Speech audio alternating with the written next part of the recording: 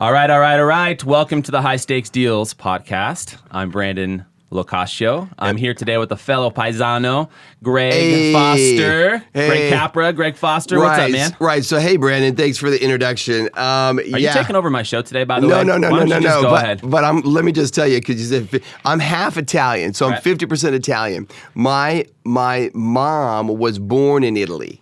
She was born in Italy. And she came over when she was 3 or 4 years old and went through Ellis Island and settled in New Jersey, and then eventually came out to Los Angeles Echo Park. By the way, this is great. You're going right into your background, so just keep it going. Let's break it down right now. We want to hear, how did Greg Foster get going in Los Angeles? What I like to eat and walks on the beach. Exactly. No, but she came over. They came over, and I was raised on my mom's side. My father is from the state of Washington. And Foster's English. I never knew that, by the way. Yeah. Foster English, but I never knew he was from Washington. Yeah, and it's funny is my grandfather, he's passed away, but my grandfather on my dad's side. Aren't you like 80 years old? I feel like it. I feel like it with all you. Yeah. But we'll get into that in a minute. You're giving me gray hair. Come on, bro. Holy shit. He was a builder. He built homes. He worked at the sawmill, and he built homes up in the state of Washington. On your father's side? On my dad's dad. Wow. Yeah. Very cool. It was really cool. And on my mom's side, I told you, there's a lot of builders. So my uncle Chuck, Charles Ganji. Yeah, I want to talk about that, by the way. So the Glendale. Ganjis were big developers, big builders in Los Angeles, right, for many years in Glendale? And they still are. Brandon, so his brother Sal, and all his sons, they're still running the company. Wow. Yeah, it's pretty crazy. But, man, you ever go to them for like a small business loan, maybe like $5 million? Well, they're Sicilian, so you got to do a sit down. Yeah, you got to do a couple of sit downs. Greg, we got something for you. What do they call the weekly interest, the VIG or something? If you don't pay that back, you're in trouble. Yeah, I need a little scratch, Sal. Oh, but man. He's a good guy. Yeah, and. So you guys grew up where, in Echo Park? So my mom did. My mom did, and so we were first when I started growing up. We were in La Crescenta. La Crescenta. It's like the valley. Okay. Yeah, and I'm near Glendale.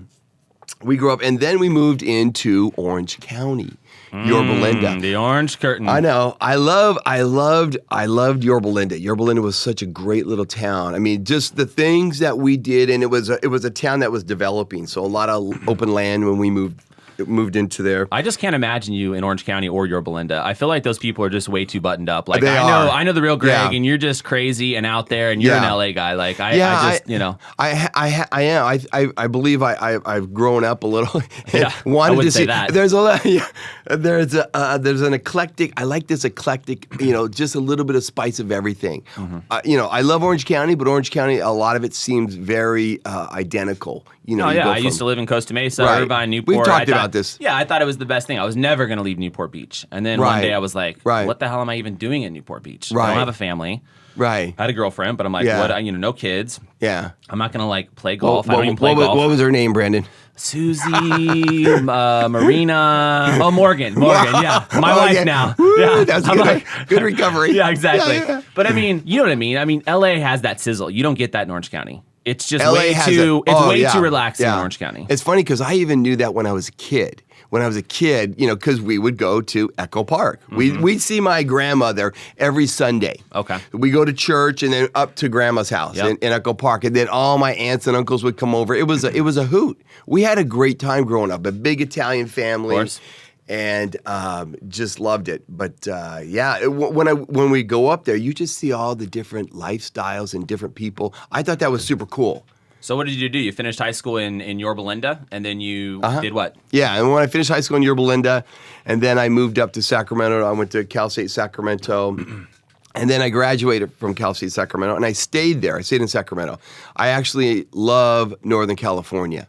I told you before, I lived in San Francisco for a year when I was a younger guy.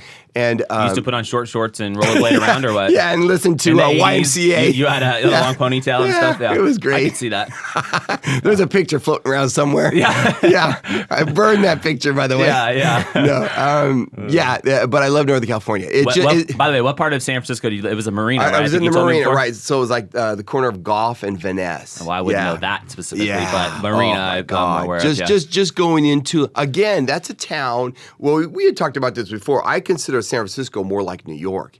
It's got these little pockets of Little Italy and Chinatown, but you really feel the sense of community and just the history. I love that. And we go into Little Italy, and there's this place on Broadway called Little Joe's. Oh yeah, and Joe's. I've actually been there. I love North Beach. Yeah, I go to Calzone's, Little Joe's. We've gone. I don't think we've gone to Little Joe's, but when we go to San Francisco, sometimes we go to some of those places. They usually try to kick us out. I think last time we were on the patio and they were closing the windows. We were offending everybody inside the restaurant. Literally outside, and I wonder why. And then we left there. We went to the what's the Branson? I think it's the Virgin Hotel. Oh, it's a newer-ish hotel in San Francisco. And we had a good time. Move on, I'm not Brandon. even sure they even let you up the elevator. As a matter of fact, I'm pretty sure they said, "You're cool. He's not coming in." But I still think I made it up there. So you somehow made it up until we got thrown out. But but Northern California, I love Northern California. Just so much different from Southern California, obviously, but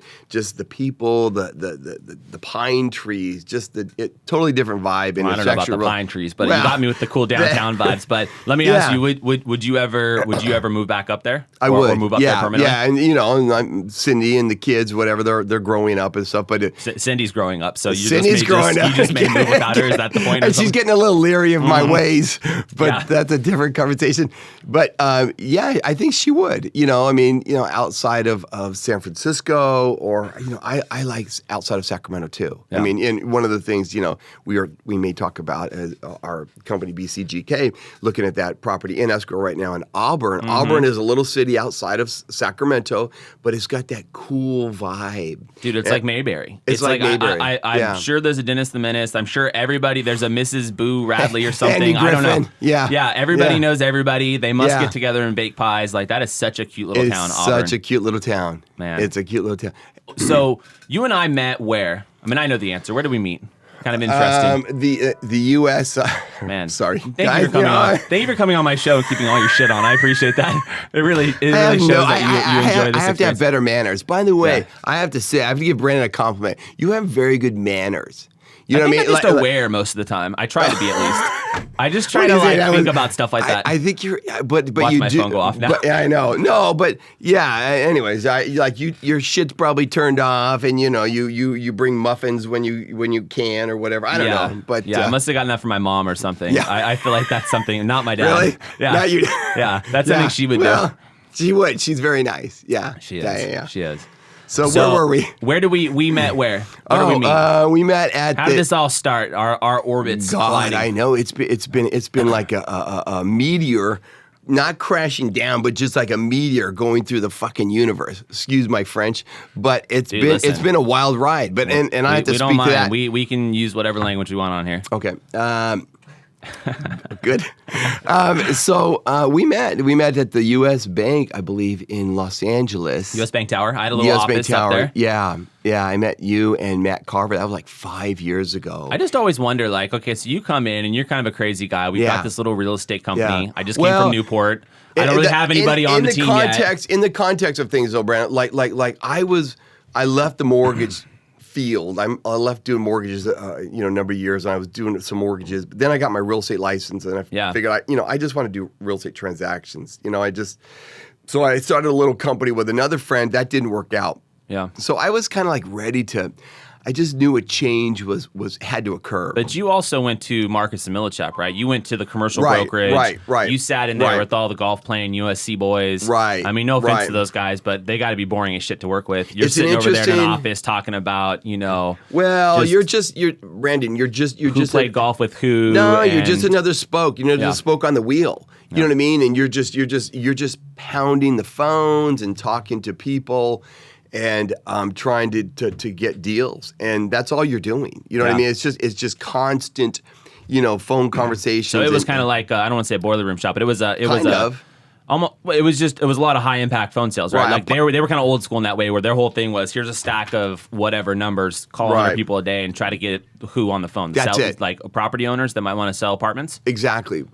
Property owners that might want to sell apartments. You just have to get appointments. Did you ever make a sell? Yes. Yeah. Okay. And the funny thing is I was setting up appointments all the time, but here's the problem. They have a rigid formula. They have a rigid structure that you have to follow. You might be the opposite of rigid, by the way. So I know where you're going with this. And in a good way. Thank you. No, actually, honestly, it is a compliment. Even though I'm being a smartass, it is a compliment because if they were putting you in a box, I'm just imagining and telling you what type of client you can get, how you have to operate, the things you have to say. Yeah. I mean, I already know that doesn't work It's for you. almost counterproductive. Well, I mean, it's like some people like you, for sure, and like me, I would be as well.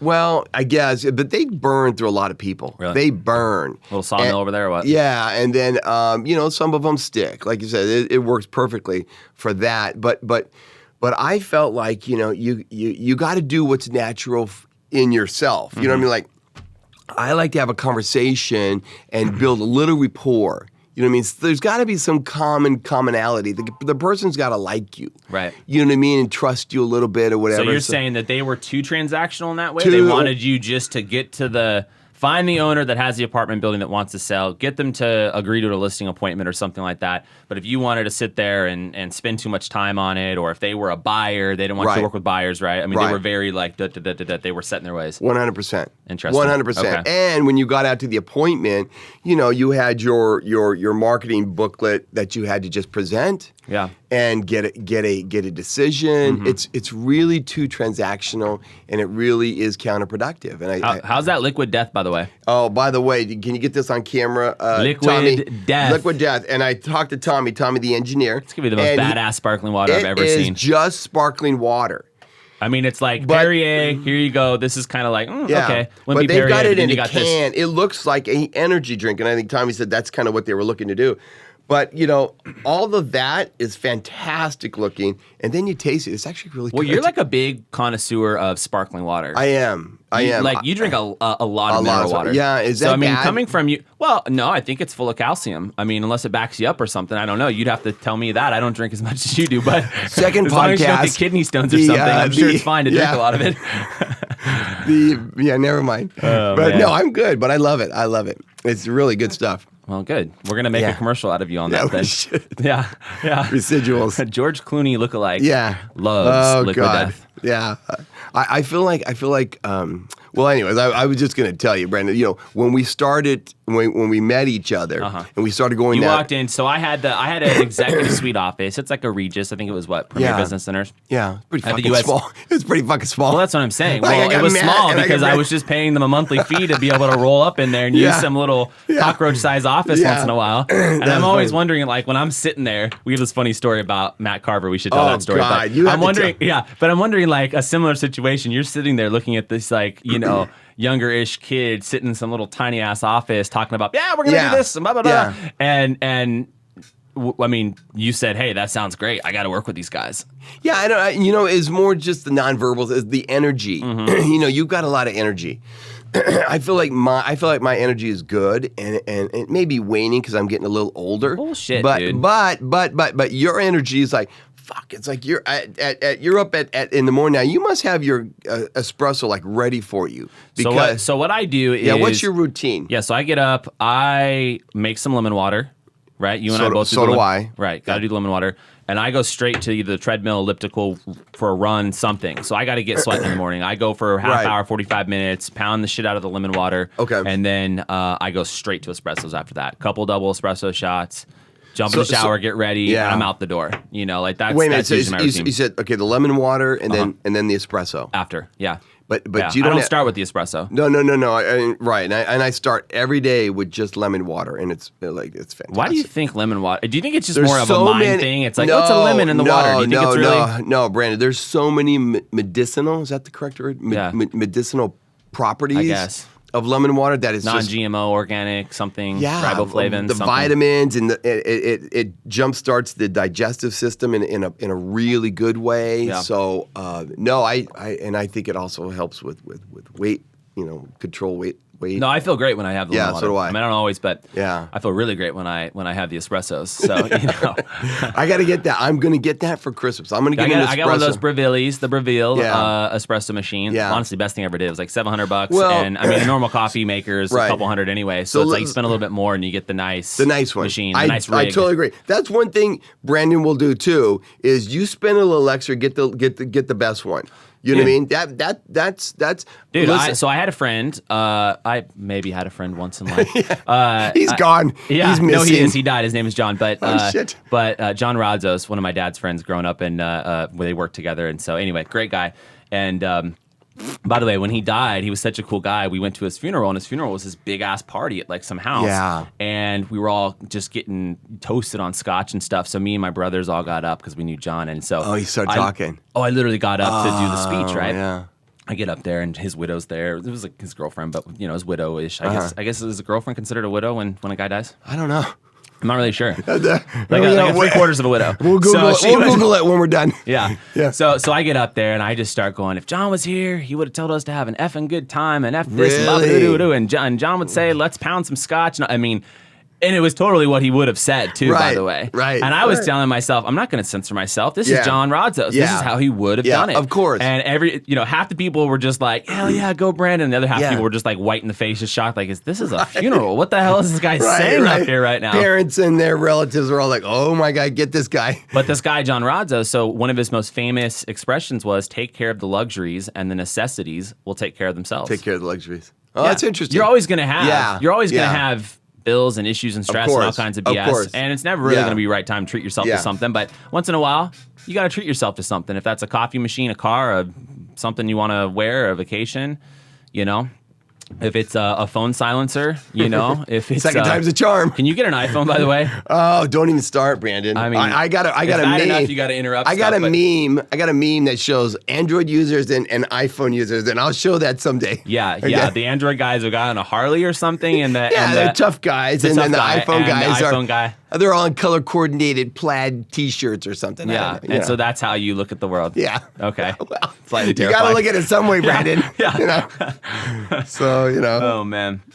So anyway, so flash forward. So we start Yeah. working together. So And, flash forward, yeah. And what? You came over to the brokerage. Correct. And that was We're kind of right- right about the time that I met Abano, pretty shortly Yeah, thereafter. because then we were going into the Santa Ana office. Yeah. Santa Ana office. Man, I don't like Oh that God, office. don't even get Brandon started in the Santa Ana office. So our company has a Santa Ana office, and Yeah. it's where all the old guys Now are. remember, this is gonna and go if the on old live. guys are watching this, hey, Yeah. that's okay. We'll Yeah. be the old guys someday. But it's well, like, hey, I'm getting there faster than you are. I mean, Yeah. it's just this location of our company that we just try to stay away from. We're like Yeah. the LA guys. We're running around. We're doing our thing. But Yeah. once in a while, we have to go down to Santa Ana, and I really try to be there for as a small amount of the time as possible. Yeah. That's My whole pretty goal much- is to get in and get out. That's If I got pretty a much meeting it down in there. a nutshell. Brandon You tries know? to be there as less time as possible. Yeah, it's an interesting place. So yeah, because Abano, who is Abano, is a fantastic guy. I just the experience, and not only experience, but he just has this way with understanding the conversation. Dude, You know Abano what I mean? totally does. He can walk into the room and kiss the baby, and all of Yeah. a sudden you're just like, how did he do that? But Brandon, and you're good at that too. But I could be listening to a conversation, and in the middle of the conversation, and then Abano comes like over the top and understood something that this person said, and he's now dialed into how this guy's perceiving. He's really in tune to the situation once the conversation starts happening. Yeah. So and that comes with years of experience. He's very intuitive, and just he's cautious. He's cautious in a lot of respects when it comes to transactions, and you can just tell the years of experience just unfolding as he's doing some of this. So do you feel like Abano's taught us a lot about building and developing? Oh yeah, I do too. 100%. Yeah. 100%. So we partnered with Abano. So I met Abano, I think in 2016, 2017, probably not long after I met you. Right. And it was really kind of interesting because a buddy of mine who does loans said, hey, this Italian guy called. You could barely understand him on the phone. No, I mean, Abano speaks good English. got but he's like, that Abano, Italian- yeah. And so Mark says, hey, dude, just go talk to this guy, see what he wants, right? And so I'm working as a realtor. I'm not a loan officer, but he wants me to go help take like a 1003 or see what the guy wants to do, and maybe we'll split some type of commission or something, whatever. So I go walk into Abano's office In Santa Ana. in Santa Ana. Oh, okay. And Ivano's he's like, hey, hey, Locascio, Italiano. Oh, And I'm okay. like, yeah, what's up, man? Yeah. So, I mean, it was the... Hey, Brandon, there's something about like if you're Italian, even if like half Italian, but if you're Italian, there's some kind of connection that's made. You think that's the same for like Latino, Armenian? I think so. I mean, right? I mean, is it just that innate like from a hey, cultural or like you speak the language? You're kind of from my team, you're from my team, so let's talk a little. Unless you don't like your team, then then you might be like, no, that ain't me. Get out of here. I'm not Italian. No, not at all. Yeah, but yeah. But yeah, it was kind of interesting because it was this total almost like fluke meeting with Abano. Yeah. And flash forward, we started this construction company, right? Yeah. And all these amazing things have happened. Amazing. And I think it was a good opportunity both ways because Abano came over from Italy in the 70s. Yep. Started laying brick, right? It's like walking uphill in the snow both ways kind of thing. Comes over from Italy, laying brick, doing framing. Right. All these things. Builds up this pretty impressive construction company over his 40-year career. Mm-hmm. But when we met him, he was primarily doing land deals. He was buying large pieces of land out in Riverside and Corona, getting them approved for housing and selling them to D.R. Horton or Lennar, right? Whoever.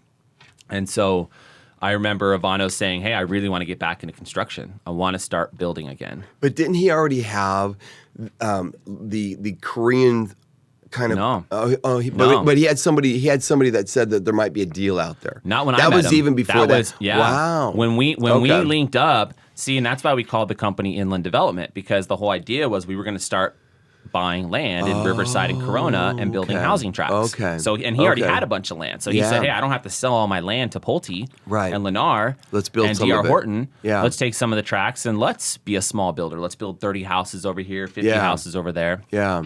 And that's when I said, Greg, dude, you're coming along for the ride, bro. You and Shawn and it was almost like a little bit of the Brady Bunch, right? Abano had people he had been working with. I had people that I had been working with, like you guys. Yeah. And we just kind of formed this little family. But Shawn is one of our team members on Inland. Potts, badass project manager. Come on, Shawn. Shout out to the Shawn Potts. I got to tell you, Shawn has taken on, like he didn't really know a lot. I mean, he's a very smart guy. But I mean, as far as the construction, and of course, I knew only real estate on the transactional side. But Shawn has come in and just everything that's thrown, at least he never says no. Mm-hmm. You know what I mean? He just takes it. Not to your face. Yeah. He calls me and says, yeah, Greg's an asshole. I don't want to work with this guy. Well, then I'm going to let me say something bad about him right now. Yeah. No. Back. Shawn just never says no, takes it on, and, he learns the process, but he's just got a good disposition. He doesn't get too upset one way or the other. No, he does. I think I love Shawn. I think a lot of our team members are great. We have a pretty good company and number of companies, and I think the challenge for me is always, we get into this, but I want to be able to move faster. I want to be able to get more business. Yeah. I want to personally be able to spend more of my time doing stuff like this. Yeah. Right. And putting deals together and getting investors and putting projects together. Right. I kind of have this big expectation that our team, behind scenes needs to be uber organized, follow processes and procedures, not make stupid mistakes. And, sometimes they make dumbass mistakes. Yeah. And sometimes that's a reflection on me and on you and on Abano because, we're doing a lot and you're gonna miss things sometimes. But I think overall, we're doing some pretty amazing things. I do too. That's the cool part. Yeah, and the nice thing is the synergy from each and every one of us that brings to the table. Yeah. Like it's really weird, but it actually starts working. I was going to say, we've got all these projects, and now they just seem to start coming together. And we can talk about how we've shifted our idea. By the way, I do want to jump into that really quickly because when kind of the big aha moment for us when we were, basically planning on beginning to build houses out in Riverside. Right. You mentioned it, the Koreans, right? This South Korean company walks into our office, some of the representatives and whoever for the company. And they said to Abano, hey, we got your name from somebody in the industry. We know you work with Greg Foster. You must be a great building company. How do I get in this thing? But they knew about Abano. Yeah. Right? Yeah. And they said, hey, we've got a project we're going to be building in Los Angeles. And would you be interested in being the general contractor? So now Abano's thinking, well, not really because we're going to go buy our own land and do our own houses, and that can be very profitable. And now this might be a different type of business model in the interim. Right. But I think he said something like, okay, well, how big is the deal? And they said, oh, well, it's 89 condos, 10-story building. We've got bids in the $30 million, $35 million, $40 million range from other general contractors. We're trying to see what you guys might be able to do. And then Abano, of course, went, okay, $30 million deal, 89 condos. Yeah. It's probably worth taking a look at, right? Yeah. And what did we do? We spent probably, because I think, I'm that, pretty sure yeah. we met them at the beginning of 2017. Right. And I know for a fact we signed a contract with them to be their GC in May of 2018.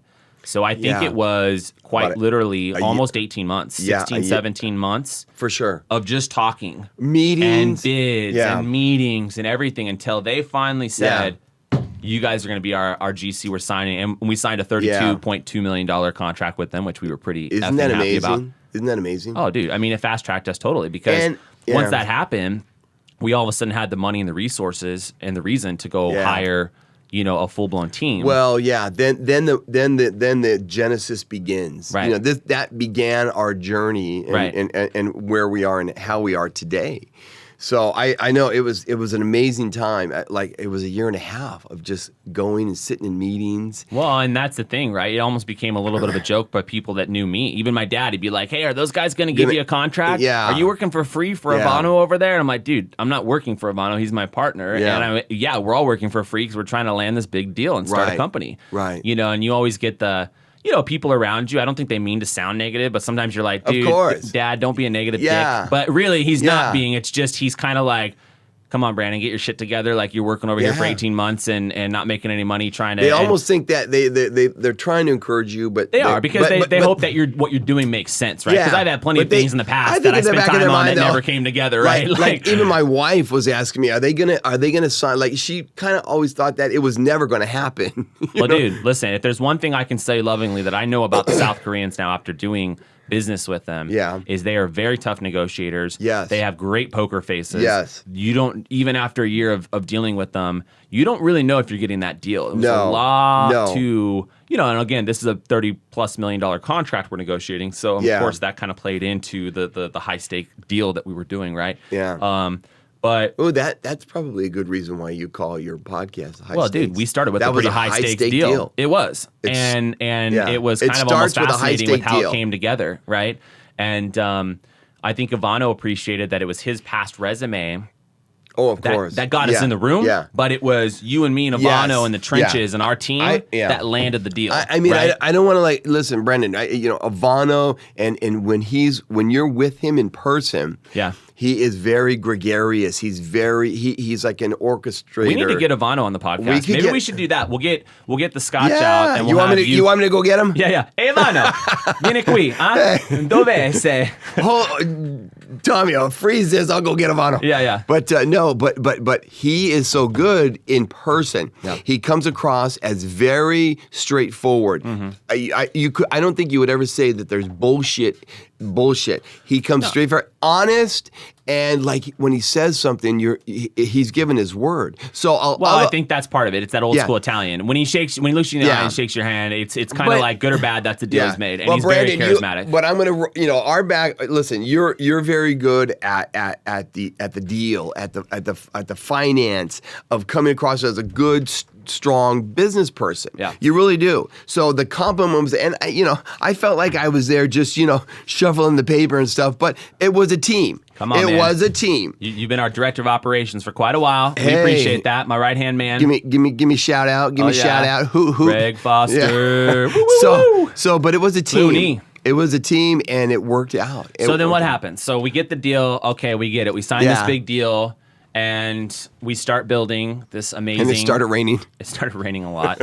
Yeah, there were some problems. But you know what? Everybody in Koreatown, of course, because it happened to be an El Nino year, had problems with water if they had an underground dig they were doing. And so we were going, 29 feet, 30 feet? We had 2 floors of subterranean parking garage, but I believe the bottom of the deepest was point... just a little bit deeper. Well, I think it was about 30 feet. Let's just say, if I'm wrong, it was 28 feet or 31 feet. We were basically going 30 feet underground to excavate this parking garage. Right.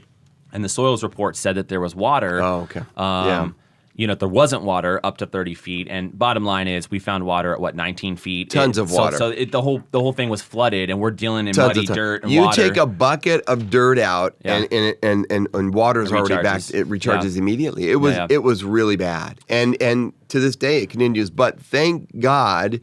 And Abano had a big part of that, but the owners and the architect, everybody approved it. We had a good dewatering system in the building, and it's working. It's working fantastic. Yeah, but I think that's par for the course with construction. I mean, what I'm learning after 4 years of inland builders and inland development, and even my house flipping business before that, and just being in real estate in general, but particularly with construction.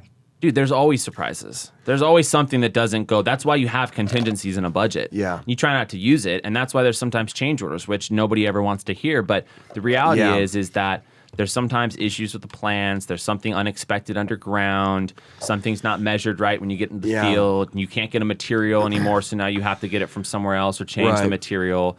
And it's just... to a certain degree, it almost is an exact science, new construction, but then it isn't, right? Because you have all these unknowns that can pop up and so it's like how you deal with it. It sets the tone for, if you're a good builder or not, right? How you deal with all these problems. There's literally all kinds of little issues that can come up, and how you react. And you can't let it get to you. You can't let it get you down. You have to come up with a solution. As these things come to you, you have to just realize that this is happening to everybody. Yeah. And you have to just come up with a solution and come up to a decision with your team and do it fast. Yeah. These things will always come up with our projects or anybody else's project. They all have issues with inspections. The plans weren't perfect. Change orders come up. There's all kinds of things. You go on and on and on. Right. But how you deal with them make or break you. You know what I mean? If you're going to, get high blood pressure for every this is not the right business for you. Well, I tend to get high blood pressure pretty much every day, but that's why I try to run in the morning to kind of offset that a little bit going into it. But, you're right. You got to try to not make a mountain out of a molehill. You got to try to recognize when you're like, all right, I'm getting a little hot under the collar right now, but honestly, is this a big issue? Yeah. Maybe not. Let's work through it, right? I mean, is that what you're saying? 100%. Yeah, because you're going to have them. Mm-hmm. You're going to have them, and so you have to find a way to handle each and every one of them. But you have to you can't let yourself get too caught up in it. Right. They're going to the next one's going to happen the next day, and so. But one thing, and I know that this is one of the topics you may want to discuss today. But like some of the problems can be averted with a little bit better of a process, and that's how I think inland builders is kind of coming together now, moving along the spectrum. Well, and before we really dive into that, okay, so we get the Koreatown project, right? And so our first business model is what? We're going to go after additional Oxfords, That's right? So how did that work out for us? Like what were we doing? We were bidding on projects, on other new builds. We started, talking to different architects and different builders and different owners, and however we contacted those people, we did, and we also got involved with a referral source, with a construction referral source. So we started seeing projects come our way, people calling us all the time. Right. They knew we were building 89 condos. Right. They said, hey, I just bought this site. I've got 40 condos or 25 apartments or 100 apartments or a little hotel. Will you guys give me a bid on this? Is it 15 million? Is it 50 million? Is it 30 million? Will you guys spend a month and give me a bid on what it's going to cost to build Will this? you guys give me a bid? Right. That's like By the way, such a deadly phrase. Words. Will you guys? Oh my God. Well, okay, so let me ask you, why is that? So someone's listening, they go, okay, what's the big deal? Because Brandon, because these projects are not cheap. They're expensive. Even a 16 unit apartment building in Koreatown is still going to be $6, $7, $8 million. Right. And with an underground parking garage. So by the way, and I would say even before we get into the price side of it, of the fact that a lot of people maybe are unrealistic and they're talking to 32 GCs and they're trying to squeeze everybody for the last dollar. Yeah. That's fine, but doing a bid, right? We quickly found that if we're a construction company, I'm inland, you're an owner, you say, hey Brandon, give me a bid on this project. Right. What we have to do is we have to take all the plans. Right. We got to print them all out. Right. Might be 150 pages. Right. We got to assign it to a team member or two in our office. Right. They're going to have to study the plans. Takeoffs. Do their takeoffs. How much square footage of that? Linear feet of this? What type of finishes are being called? Right. Right. They put everything. They fillet all the plans out. Then they got to start running internal like math and metrics on what things cost. Right. They got to talk to the architect for inconsistencies. They may have to talk to some specific subs. They're going to have to call a bunch of their subs. They might have to Right. meet with some. They might have to tour the site. Right. The bottom line is to do a professional bid for this type of project. Yeah. I mean, in the past, it's easily taken us 30 to 45 days. Easily, yeah. And we've had situations Take where... that times 100, and that's what we were doing. We've had situations where we had 5, 10, 15 deals at any given time that somebody was asking us to bid on. Yep. And so now we're literally paying X amount in payroll money and Yep. time, Yep. diverting our attention to give people bids, Yeah. only to find out that some guy on a $20 million deal goes, oh, never mind, my cousin can do it, and he's Yeah. going to do it for $19,900,000, Right. and they're $100,000 cheaper than you on a $20 million deal. And thank you for the bid. That's- You really helped my cousin out Yeah. because actually this is some good data for him now. That's We just for wasted good 45 data. days of our time, 1000%. right? It was really sad. It started getting really depressing. You know, just hearing that Do you ever get depressed? Yeah. You That told me time- I that don't, period but of time I don't I think was. you do either. Yeah. But I know some people do, and that Yeah. But the thing is you told me earlier that you get shy sometimes. And Oh, I'm yeah. like, no, you don't. Yeah. Dude. No, You don't but get like shy. this type of thing, when it's a controlled, structured environment, when I Yeah. can't just, I'd rather just free form. Don't worry, having a everybody. I conversation. told Greg this is a safe place. Okay. Woo! Greg, yeah, you're yeah. very safe and wanted here Beautiful. and needed. Okay. Yeah, no mask. Yeah. Yeah. But no, it was really crazy because I started realizing quickly that these owners who had these projects, there a lot of money involved. But these people didn't come out of nowhere. You know, these owners didn't come out of nowhere. They had resources already. They had people that they've already been talking to. So Yeah. we were the third. We or were the fourth, guinea pig to kind of run the hey, do the work, Right. take the guesswork out for the guy I really want to go with. Right. And when you give me your bid, I'm going to see if my guy can actually just basically match your. Now, by the way, I will say this. We spent a lot of time bidding on projects. Yep. We actually had quite a few people that wanted to start projects with us. In fact, I actually believe Correct, yeah. we had a 94 unit apartment condo deal up in Oakland. That's right. We flew up there a couple times. That's right. Jefferson Gin, great guy. Jefferson Gin. I really believe that had COVID not hit, they were going to sign a contract with us for another $30 million deal. We flew and up that would there have been with Abano twice, Yeah. and we met them. That they would have been, we would have been building that project. Yeah, but COVID hit. They were based out Yeah. of Hong Kong area, Right. and when it hit, they were just like, "Dude, we can't get money over here. We're closing up. We're not going to build it." Yep. And so I feel like, if we did bids for 30, 40, 50 owners over the last few years, Right. And we got a few projects, we did. Yep. But we had maybe another 5 or 6 that were close that we should have gotten. Yeah. And probably would have. Yeah. And then, of course, we had a bunch of time wasters. And so to a certain degree, it's a numbers game. Yeah. But I think we kind of realized that maybe it wasn't, our business model. Right. We're building Oxford, but we didn't want to just sit here and try to, suck at the teat around town and be like, hey, can I bid on your project? And so we kind of went into this situation where we said, okay, we need to attack this from another. And I think Sherwin gave us that idea, by the way. But we said, listen, why would we swim upstream and be the guys that fights to get a bid in when someone's talking to 10 other GCs? Right. When rather we can focus on a much smaller client base, And I think that start relationships with them. Right. So Core you're talking about relationships. relationships, Brandon. That is how I think that we had. I think that came to us, kind of in a matter where we had Brandon Wynn, who is a owner that we had that small project with. I mean, he approached us first of just selling the 4 houses that he was building, Right. and then. He had already talked about us building. That came really early on. Right. You know what I mean? Before we made this shift mentally and organizationally. So it was kind of By the way, you should try these. We sound great in these things. We said, Yeah. I I'm like, hello. I do 1, not. 2, 3. Oh, I'm geez. Howard Stern over here. Yeah. Where's my Robin? Yeah, where's Robin? So I just think that was starting to take shape. And then we realized quickly that that was probably the best, the relationships, because when you have the relationship with somebody, it's like you're working with a friend. You know what I mean? Like we're doing this together.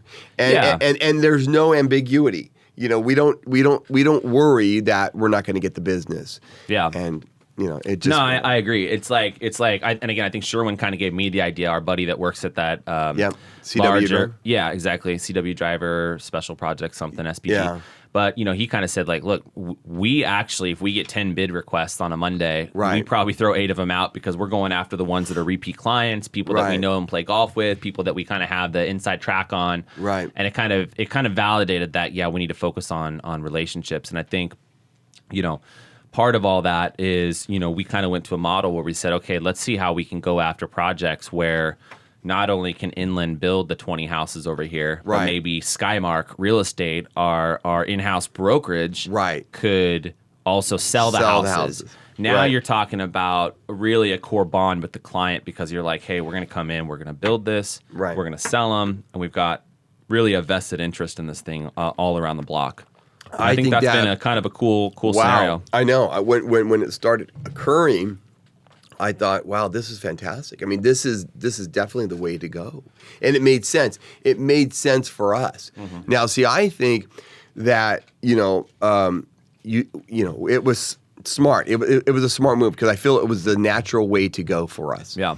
But and we're just good with relationships and good with people, and then we have the resources behind us to make all these deals happen. But I think also what it does is it keeps us busy. It keeps us busy. But like you said, it's a duality. We also can utilize our real estate company. It's such a good little model. But I think it's going to get us back, you know, to maybe moving more like apartment buildings again, and you know, as we progress. Who knows, right? I guess that's the thing, right? But we're in the game. We're in the game, and it just keeps progressing. Yeah, there was another quote. I think it was from Jeff Bezos. But it was something along the lines of like a leader has to be like just totally sure of their direction, tune everybody else out. Yeah. But it was like a small asterisk or a ... at the end of that. But they better be flexible enough to know when they should actually change, you know, zig or zag a little bit. So it's like you need to decide on a plan. Yeah. But you also need to keep your eyes open a little bit to know, okay, we're going after this type of business, and I know I'm like emphatic about it, but maybe it's time to zig a little bit or zag a little bit, you know? Sure. I think that's kind of helped us. I think you're right. I think that's fantastic. So okay, Greg, what are we building right now? We got our 89 condos in Los Angeles. We have our $32 million project. We have a couple different projects out in Palm Springs, right? Right. We have the 3 homes in La Quinta, which by the way, those we own. Yeah. Right. So we're not doing those for a client. Those are for us. Abano bought the land. Right. And we're building 3 semi-custom homes. We're going to sell them each for $1.6, $1.7. Beautiful. Yep. You know, so they're not $10 million houses, but they're not $300,000 track houses. They're going to be 4,000 square feet. Casitas really nice. And pools. Yeah. It's going to be so we're getting ready to break ground on those 3 semi-custom homes that we own. We have 20 houses in Rancho Mariposa. Right. And that's with another owner, Aaron. So the 20 houses, Rancho Mariposa is the name. It's in Coachella, so it's not far from our La Quinta deal. Right. And those we're doing with Aaron. And those are 20 homes. And actually, Aaron's technically on La Quinta as well. But yeah, anyway, so we got 23 homes out in Palm Springs area. Right. And then we have the 4 homes in Stanton. Yep. That we're on the top floor of framing right now. Yep. Down in Orange County. Orange Curtain. So we're building in Palm Springs area. Yep. Orange County. Yep. Los Angeles. Yep. And where else? Okay, so the other one is the 9 homes in the valley, Winnetka. Yeah, that's a fantastic project. And interesting name, too. I think before we went there, I was like, where the hell is Winnetka? Winnetka, yeah. Like, it's right by Reseda, North Hollywood. Yeah, Winnetka. No, but I was thinking Clear Lake. So, again, Clear Lake's the other place up in Sacramento. We got these 20 homes. Yeah, we're like all over the place. Dude, if you really think about it. We're global. Well, we're covering California pretty nicely. Yeah, that's true. You know, which could be a good thing or a bad thing, but I think we're in some pretty cool little markets there. But you're right. So Chase is the Winnetka one, the valley, and then Clear Lake is the 22 homes outside of Sacramento, about an hour and a half outside of Sacramento. You know, Clear Lake's a weird place because Yeah. Why do you think it's weird though, Brendan? Well, I guess it's just random to me because because I'm a Southern California guy, I'd never even heard of Clear Lake. Right. And some of the people that knew of the town had said to me, like, yeah, for a lot of years it was kind of a little bit run down, maybe like a Lake Elsinore a little bit. Yeah. You know, I heard, by the way, I had heard that too. Yeah, but we went up there. But then we went it up seemed there. perfectly fine. Like a lot of little towns, it had maybe been run down in some areas for a while, but there was newer building and newer shopping, and the lake looked nice. And I think all of that lent itself to us like really wanting to get involved once we put our feet on it. And again, let's be clear, we're not going all the way up to Clear Lake to like make a little fee building for a client. The way this happened was you had an in with the lady who owned the land, and she was looking for a partner. Correct. And so you, me, and Abano basically came to the table with some money, and we told her, hey, look, we'll put a little money into the partnership. Yeah.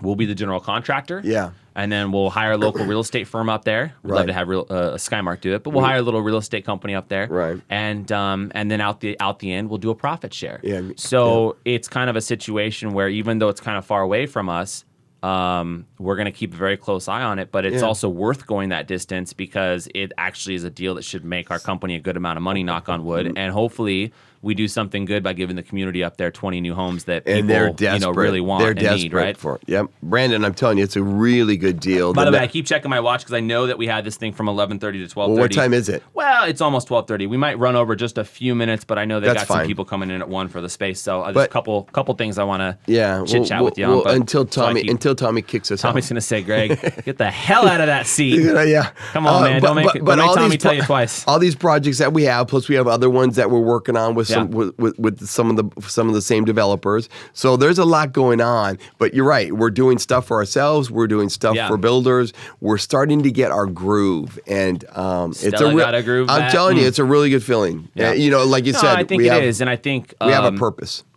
We have a purpose in life, but I think for me, it's like. People they'll ask me like, Brandon, what do you do? And I'm just like, well, I'm a real estate entrepreneur. And they're like, okay, what does that mean? I'm like, well, we've got this construction company. Yeah. We've got a real estate brokerage. Right. And then those are kind of the main high impact 2 day jobs that we're constantly pushing. What can we do for Skymark? What can we do for Inland? Construction, building, sales. And then on the side, our third business, which is quickly becoming much less of a side business. We've got BCGK. We're buying apartments.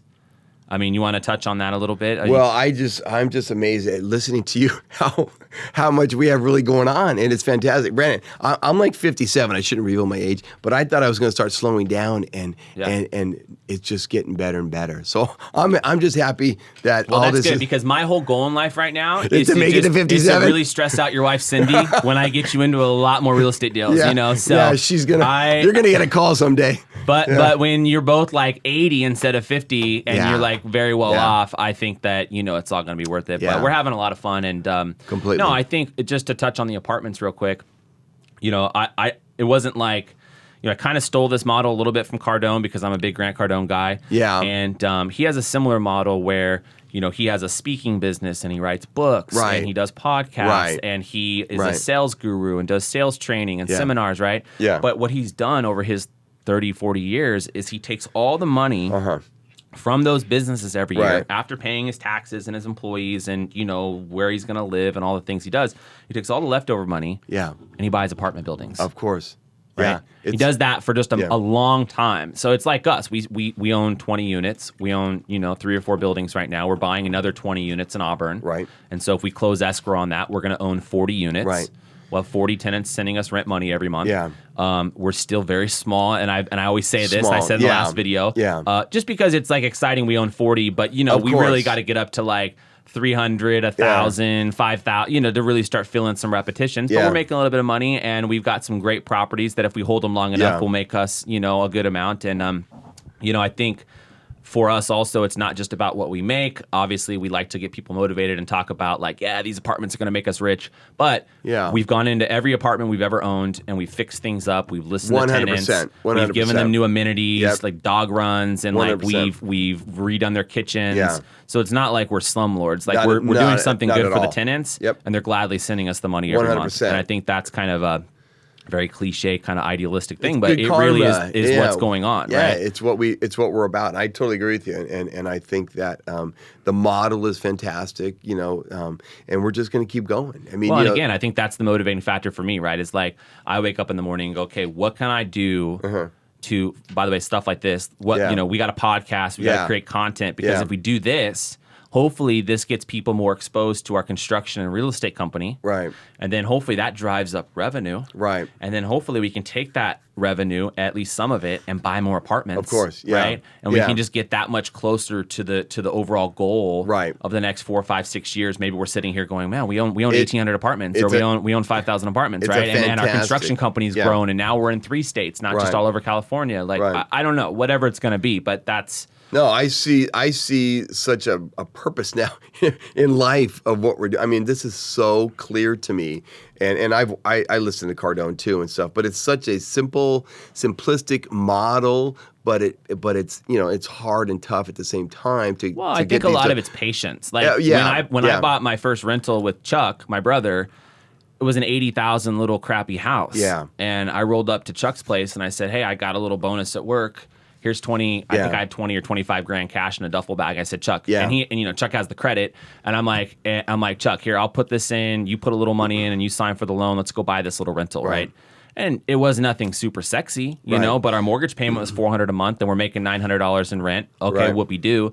But, that got us motivated to buy the second house, to buy the triplex, to invite you and Kevin into the deal. We bought the triplex, we did the fiveplex, and all of a sudden we buy the 12 units. And all of a sudden now it's like we've gotten this momentum behind us. But it took us 3 years even just to get 20 units. 100%. It's not like an overnight. No. And it might be 5 more years before we're really seeing big rewards from it. But we're being patient and we're saying, hey, it's our side business. It doesn't matter if it takes us 20 years. We want some results sooner, but we're just going to pile money over there and keep going. Right. We have the path. I swear there's something to be said to know your path a little bit. And I feel that this is our path. So, but what I was going to say is one of the things, people that are interested in getting involved in the real estate business, the investment stuff. So, I should have done it 20 years ago. Yeah. But it was the fear factor. The fear factor of fear factor with Joe Rogan, huh? Yeah. Yeah, thrown in a box with some spiders and But when you get with people that are like-minded and positive, I don't think you guys have ever, and we have our difficulties with our translators, but everybody is like-minded and very positive about this whole approach. If people are out there listening, they're interested in get with a couple of people, one person, you can build this synergy and you can really take off. Get with us. We'd love to talk to you about any of because we're not like actively advertising for investors. No. But we are looking to grow our friends and family circle of people that want to call us and say, hey, what are you doing with the apartments? Is there room for me to join one of your deals? There might be. There might not be, but there probably will be. So you're a good teacher. I'm a good teacher. We can talk to people that are interested in just getting in the business themselves. So let me, and I know we're running out of town. Are we running out of town? We're running out of time. Maybe out of town, but one more thing I wanted to touch on. So what do you think about our push lately to be on Instagram, be on LinkedIn, do podcasts? We're a little late to the party because I think a lot of people have been doing this for a while. But what do you? Does it make you? Are you excited to do it? Are you a little uncomfortable? Are you feeling better as we go through the motions and we start doing more of these videos? I'm feeling better. I'm feeling sick. No, he's like, hold on, thought. No, I think it's fantastic. And Brandon, I'm telling you, I'm going to start doing some stuff myself. I got to figure out where I'm natural at doing stuff like that. And so I enjoyed it. But you're right though. Every little thing just builds on itself. The more people you can reach, the more people you can talk to, it's never going to be a bad thing. I mean, you're going to probably have some haters, but there's haters everywhere. You're not going to listen. You're not going to listen to that. But you just have to keep doing it. So I think this is a very good thing. By the way, I hate on myself too, right? I mean, I think we're all worst critic once in a while, but you're more of a younger guy. You've got this. I'm telling you, you're going to be a superstar, and we're just going to like watch you. Well, dude, I'm just going to be behind with Tommy putting a line. But no, Tommy might try to get us up on the stage at one of the when we can just bomb, dude. I just want to go up there and just Tommy's bomb. Tommy's a comedian too.